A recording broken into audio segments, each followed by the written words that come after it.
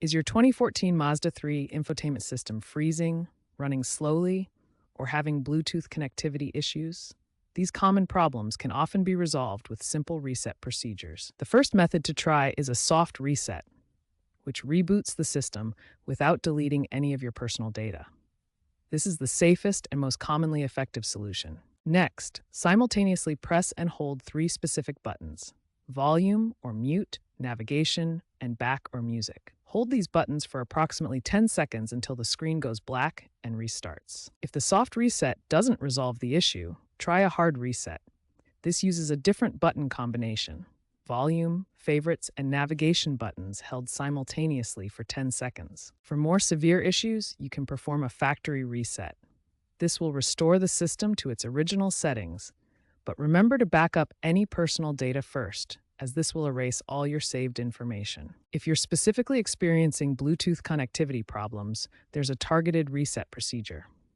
Go to Settings, then Bluetooth, delete all paired devices from the list, restart the infotainment system, and then repair your device. These reset procedures should resolve most common infotainment issues with your 2014 Mazda 3. Start with the soft reset as it's the safest option, then progress to harder resets if needed. Always ensure your vehicle's battery is in good condition before performing any reset procedures. Keeping your infotainment system software up to date is crucial for optimal performance and resolving bugs.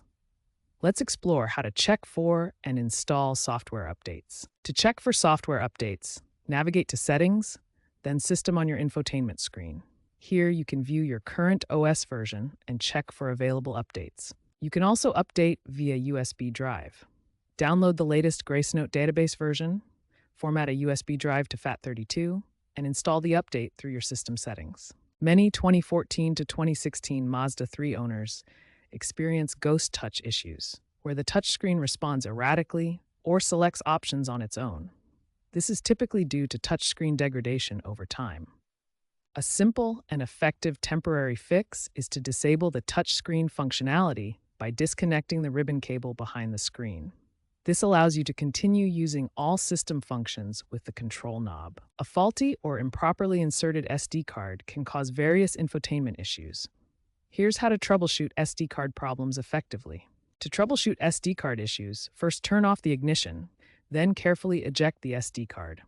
Clean the gold contacts with a pencil eraser or electronics contact cleaner, reinsert the card properly, and restart the system. If problems persist after trying these troubleshooting steps, consult your owner's manual for model-specific instructions or contact a Mazda service team for professional assistance.